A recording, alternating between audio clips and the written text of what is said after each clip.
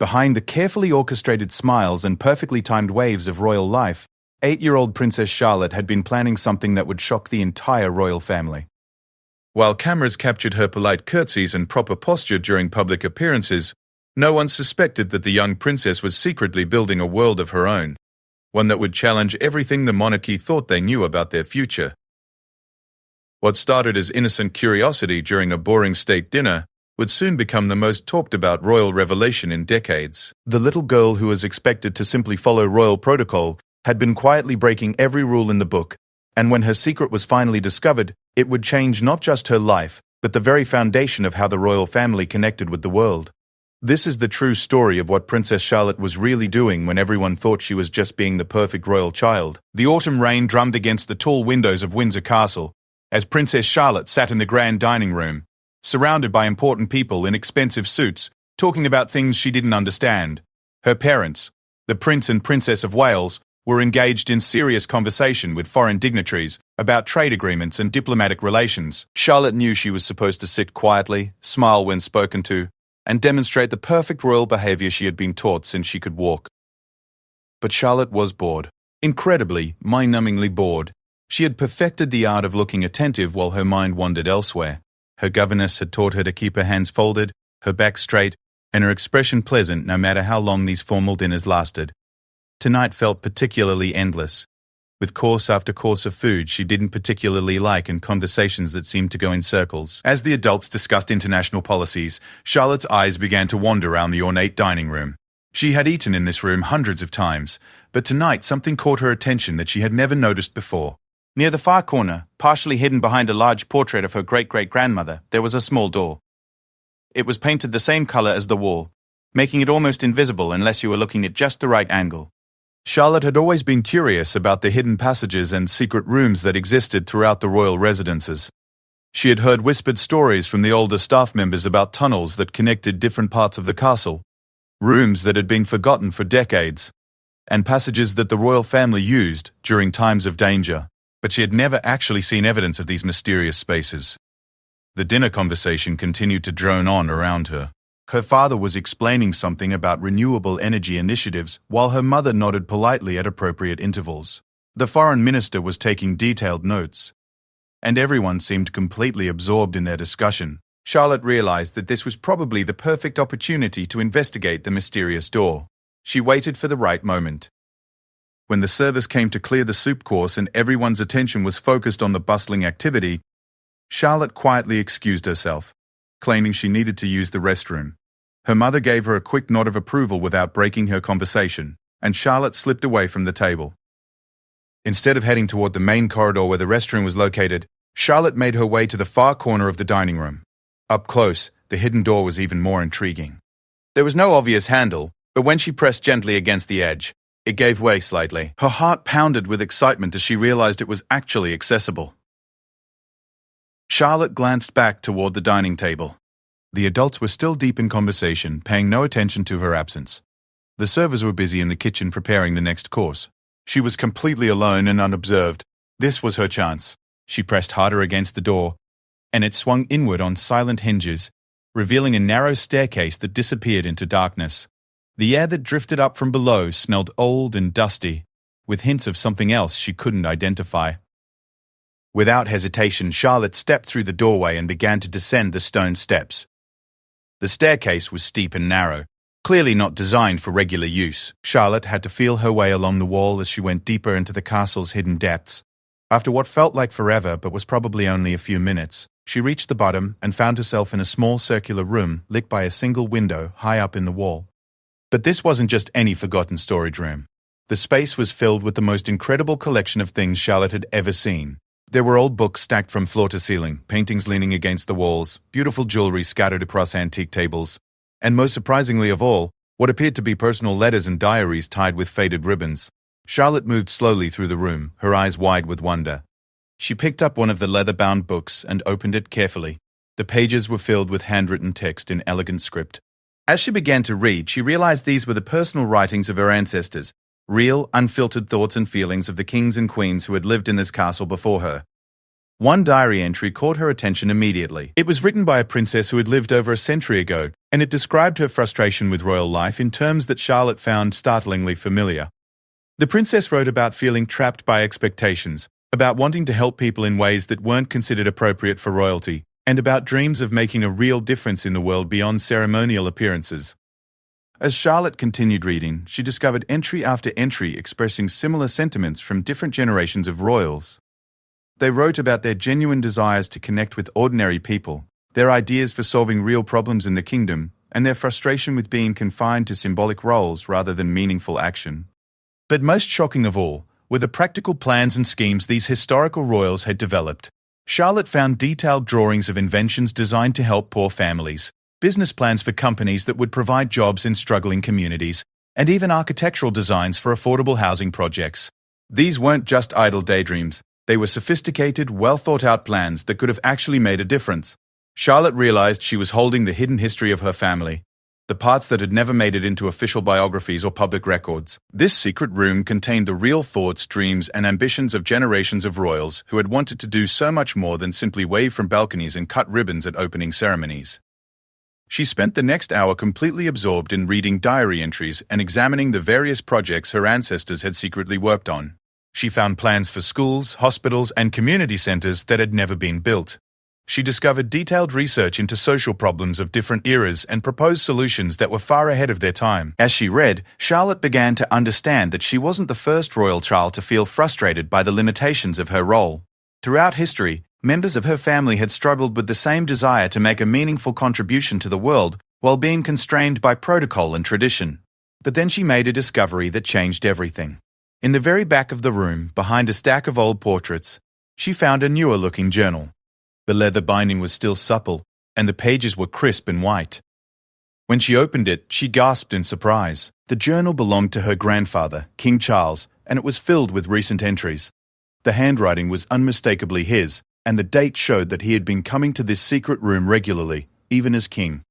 Charlotte read entry after entry describing his own frustrations with the constraints of royal life, his desire to address climate change more directly, and his plans for initiatives that he couldn't pursue through official channels. But what really took her breath away was what she found tucked between the pages of her grandfather's journal, detailed plans for a secret project that he had been working on for months.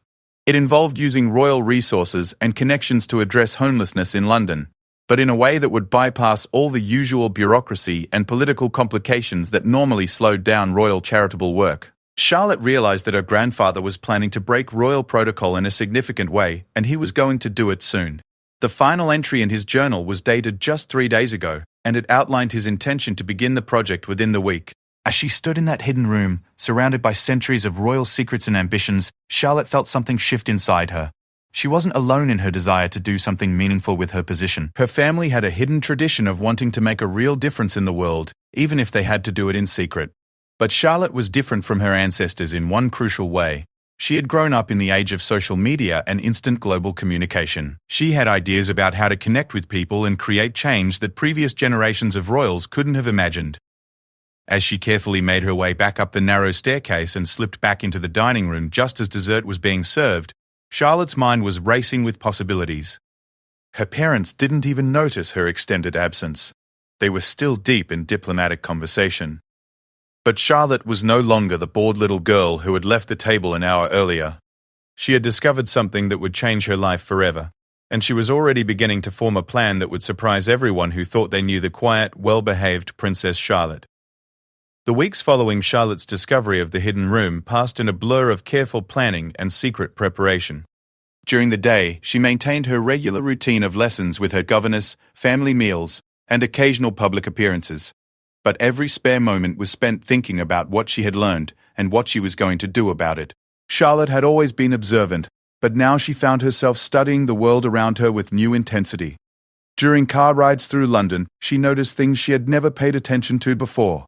Homeless people sleeping in doorways, children wearing worn-out clothes, elderly people sitting alone on park benches looking lonely and forgotten. The contrast between her privileged life in the palace and what she saw on the streets became impossible to ignore. While she ate elaborate meals prepared by royal chefs, people just miles away were going hungry. While she lived in rooms filled with priceless art and antiques, families were struggling to pay rent for tiny apartments. Charlotte began asking her governess questions that had never occurred to her before. During history lessons, she wanted to know not just about kings and battles, but about how ordinary people lived during different periods. During geography lessons, she asked about poverty rates and social problems in different countries. During literature classes, she gravitated towards stories about people overcoming difficult circumstances. Her governess, Miss Adelaide, initially assumed that Charlotte was simply developing a broader intellectual curiosity, which was encouraging for a child her age. But as the questions became more specific and frequent, Miss Adelaide began to suspect that something had sparked a particular interest in social issues. Charlotte was careful not to reveal too much about what she was thinking, but she did start asking hypothetical questions about what someone her age could do to help people. Miss Adelaide, who had always encouraged Charlotte to think independently, provided thoughtful answers about volunteering, fundraising, and raising awareness about important causes. But Charlotte was thinking bigger than traditional charitable work. Inspired by the secret plan she had discovered in the hidden room, she was developing an idea that would allow her to make a real impact while using her unique position as a young royal to capture attention in a way that adult royals couldn't. The key insight that drove Charlotte's planning was her understanding of how much the world had changed since her ancestors had written their secret diaries. Previous generations of royals had been limited by the communication technology and social structures of their times. But Charlotte had grown up in the digital age, and she understood the power of social media, viral content, and global connectivity in ways that even her parents didn't fully grasp. Charlotte had observed how quickly information spread online, how young people around the world connected with each other through various platforms, and how certain types of content could capture global attention almost instantly. She realized that her age, which everyone saw as a limitation, could actually be her greatest advantage. Her plan began to take shape during long afternoons in her room. Supposedly doing homework or reading, Charlotte would sit at her desk with textbooks open in case anyone checked on her, but she was actually sketching out ideas on sheets of paper that she kept hidden in an old jewelry box. The core of her plan was beautifully simple. Instead of waiting until she was older to begin meaningful charitable work, Charlotte would use her current position as a child to create content that would resonate with young people around the world. She would document real problems she observed, share stories of people who needed help, and challenge other privileged children to take action in their own communities. But Charlotte knew that she couldn't do this through official royal channels. Any content she created would have to go through multiple layers of approval, would be heavily edited to avoid controversy, and would probably lose all the authenticity and immediacy that would make it effective. She needed to find a way to communicate directly with her intended audience. This is where Charlotte's plan became truly revolutionary. She decided to create a secret online presence that would allow her to share her perspective and ideas without anyone initially knowing she was a royal. She would present herself simply as a young person who cared about social issues and wanted to make a difference. Charlotte had been secretly studying how successful young activists and influencers built their online presence. She understood that authenticity was crucial, that consistency was important, and that the most effective content told personal stories that people could relate to emotionally. Over several weeks, Charlotte carefully planned every aspect of her secret project. She chose a username that referenced her interest in helping others without revealing her identity. She developed a content strategy that would focus on highlighting problems she observed and profiling young people who were already working to make positive changes in their communities. Most importantly, Charlotte figured out how to create and manage her online accounts without detection. She discovered that she could access the internet through a tablet that belonged to one of her younger brother's tutors, which was often left unattended during lesson transitions. She learned to clear browser history, use private browsing modes, and even set up email accounts that couldn't be traced back to the royal household. The technical aspects of her plan were challenging for an 8-year-old, but Charlotte approached each problem methodically. She spent hours watching tutorial videos about content creation, social media strategy, and digital privacy. She practiced filming herself speaking about issues she cared about, learning how to be comfortable in front of a camera, and how to edit simple videos. Charlotte's first piece of content was a 3-minute video about homelessness in London. She had filmed it during a family outing to a museum, when she slipped away from the group briefly to interview a young homeless man she had noticed sitting near the museum entrance. She asked him simple questions about his situation and what kind of help would make the biggest difference in his life. The video was raw and unpolished, but it captured something that professional charity campaigns often missed: a genuine, unconditioned conversation between two young people about a serious problem. Charlotte edited the video carefully to protect the man's privacy while preserving the emotional impact of their conversation. When she finally uploaded the video, Charlotte's heart was pounding with nervous excitement. She had no idea if anyone would watch it, if it would have any impact, or if she would be discovered before her project really began. But within hours, something unexpected happened. The video began to be shared rapidly across multiple platforms. People were commenting about how refreshing it was to see someone so young approaching social issues with such sincerity and directness. The homeless man's perspective, shared through Charlotte's authentic questions, resonated with viewers in a way that surprised everyone, including Charlotte herself. By the end of the first week, Charlotte's video had been viewed thousands of times and shared by people around the world. She began receiving messages from young people who wanted to help, from adults who were inspired by her approach, and from organizations who wanted to collaborate with her. Charlotte realized that she had tapped into something powerful. There was clearly an appetite for the kind of authentic, action-oriented content she was creating. People were tired of formal charity campaigns and polished promotional materials. They wanted to see real problems addressed by real people in honest, straightforward ways. Encouraged by the response to her first video, Charlotte began creating more content. She interviewed students at a struggling local school about what resources they needed most. She visited a food bank and documented how volunteers prepared and distributed meals to families in need. She even convinced her nanny to take her to different neighborhoods around London so she could observe and document various social issues firsthand. Each piece of content Charlotte created generated more engagement and more followers. People began to notice that whoever was behind these videos had unusual access to different parts of London and seemed to have more freedom to move around the city than most young people. Some commenters began speculating about her background, but no one guessed the truth. Charlotte was careful to never reveal anything that would give away her royal identity. She always filmed in locations away from any royal residences, never mentioned her family or school, and was careful not to display any clothing or accessories that might be recognizable as belonging to the royal household. As her online following grew, Charlotte began to receive invitations to participate in larger projects and campaigns. Youth organizations wanted her to speak at events. Charity groups asked if she would help promote their work. Media outlets requested interviews about her activism. Charlotte had to decline most of these opportunities, which frustrated her but also made her more determined to find ways to expand her impact. She began connecting her online followers with each other, creating a network of young people who were working on similar issues in their own communities. She started highlighting the work of other young activists, using her growing platform to amplify voices that might otherwise go unheard. But as Charlotte's secret project grew more successful and visible, it also became more difficult to manage without detection. She had to be increasingly creative about finding time and opportunities to create content. She had to become more sophisticated about maintaining her digital privacy as her online presence attracted more attention. Most challenging of all, Charlotte was beginning to struggle with the deception involved in her project. She believed deeply in what she was doing, and she could see the positive impact it was having on people around the world. But she also felt guilty about lying to her parents and keeping such a significant part of her life secret from her family. The internal conflict was becoming harder to manage, especially as Charlotte realized that her project was approaching a level of visibility that would make discovery almost inevitable. She knew that eventually someone would figure out who she really was, and when that happened, everything would change. The discovery happened on a rainy Thursday morning in November. During what should have been a routine breakfast at Kensington Palace, Charlotte was sitting at the family table, reviewing her schedule for the day with her mother, while her father read through briefing documents about an upcoming state visit. Prince George was absorbed in a video game on his tablet, and Prince Louis was playing with toy cars nearby. It was a typical family scene, organized chaos with everyone focused on their own activities while maintaining the comfortable familiarity of being together.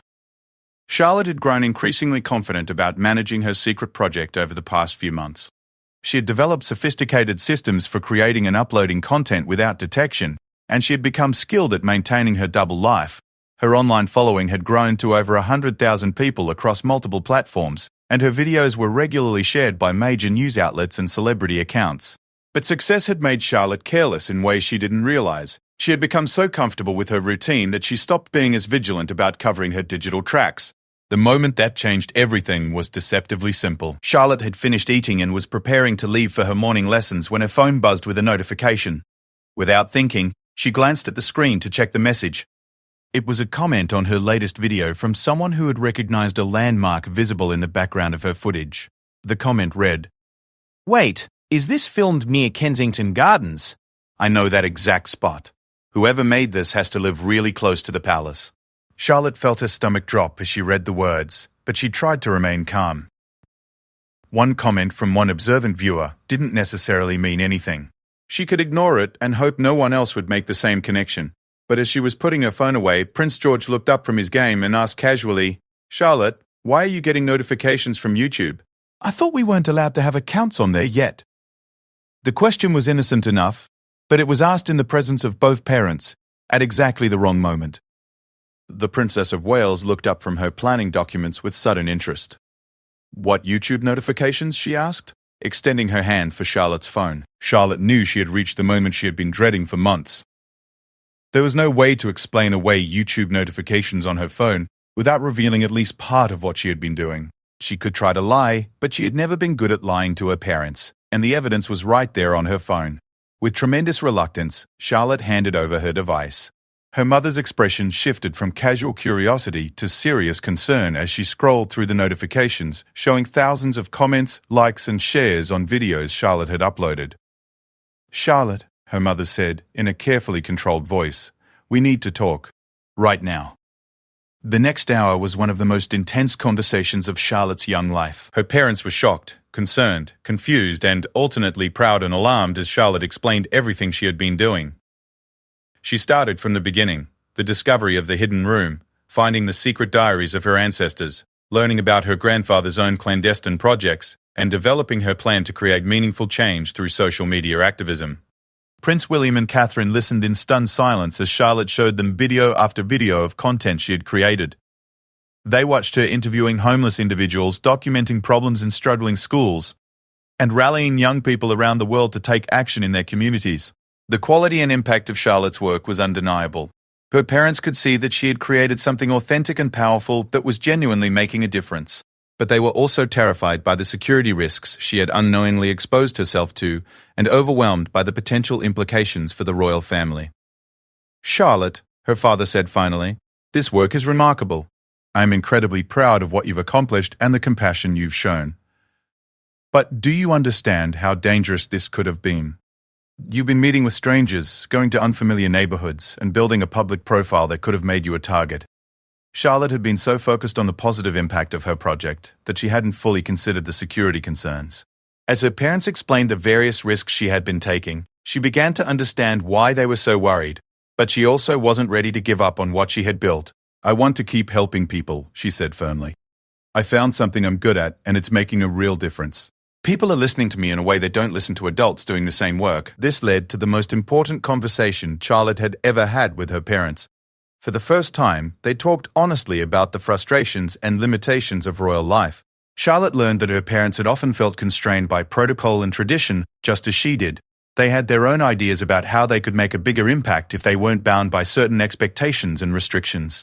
The Princess of Wales shared her own experiences of wanting to address issues more directly and personally than traditional royal charity work typically allowed.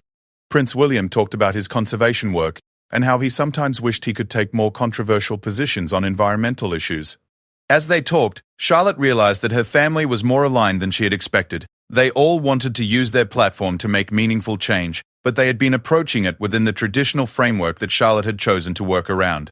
The conversation continued for hours, with breaks for Charlotte to attend her regular lessons so that her schedule wouldn't appear completely disrupted. But by the end of the day, something fundamental had shifted in how the family approached their public roles. Instead of shutting down Charlotte's project, her parents proposed a radical alternative. What if they found a way to formalize and expand what Charlotte had been doing? What if the royal family became more authentically engaged with real social issues, using Charlotte's approach as a model for more genuine, direct activism? The idea was unprecedented. No royal family in modern history had embraced the kind of unfiltered grassroots activism that Charlotte had been practicing. But her success had proven that there was enormous appetite for this kind of authentic engagement. Over the following weeks, Charlotte worked with her parents and a small team of trusted advisors to develop a new approach to royal public service. They created official channels for the kind of direct, honest communication Charlotte had been doing in secret. They established partnerships with organizations that Charlotte had been working with informally. Most importantly, they found ways to maintain the authenticity and immediacy that had made Charlotte's secret project so effective. The announcement of Charlotte's new official role as a youth advocate came 6 months later. During a carefully planned press conference at Kensington Palace, the royal family revealed that Princess Charlotte had been secretly working on social issues for months and would now be expanding her efforts with full royal support. The response was extraordinary. Media outlets around the world covered the story as a revolutionary development in modern monarchy. Young people who had been following Charlotte's anonymous content were thrilled to learn her true identity and excited about the potential for royal involvement in causes they cared about. But perhaps the most meaningful response came from other members of the royal family. King Charles, after learning about Charlotte's discovery of his own secret journal, invited her to become a partner in his clandestine homelessness project. They began working together to address housing issues in London, combining his resources and experience with her innovative communication strategies. Other family members were inspired by Charlotte's example to pursue their own more direct forms of activism. The entire royal family began to embrace a more authentic, engaged approach to public service. Charlotte's secret project had not only changed her own life, but had transformed how one of the world's oldest monarchies connected with contemporary social issues. What had started as a bored 8-year-old's discovery of a hidden room had evolved into a new model for how royalty could make meaningful contributions to solving real problems. As Charlotte stood on the balcony at Buckingham Palace during her first official public appearance as a youth advocate, waving to crowds who knew about her secret project and supported her new role, she thought about the ancestors whose hidden diaries had inspired her journey. She had discovered that throughout history, members of her family had wanted to make meaningful contributions to the world beyond ceremonial duties. But Charlotte had been born at exactly the right moment in history to turn those secret dreams into public reality. She had used the tools of her generation to accomplish what previous generations of royals had only been able to dream about. The little girl who had once been bored at formal dinner parties was now working with world leaders to address homelessness, poverty, and social inequality. Her secret had become her strength, and her deception had ultimately led to the most honest and authentic royal activism in modern history. Charlotte's story proved that sometimes the most important changes begin not with official announcements or formal ceremonies, but with a curious child exploring hidden spaces and discovering that the courage to act differently can transform not just individual lives, but entire institutions. The hidden room in Windsor Castle remained Charlotte's private retreat, a place where she could reflect on how far she had come and plan for the meaningful work still ahead. But it was no longer a repository of secret dreams deferred. It had become the birthplace of a new era of royal service that honored both tradition and the urgent needs of the contemporary world.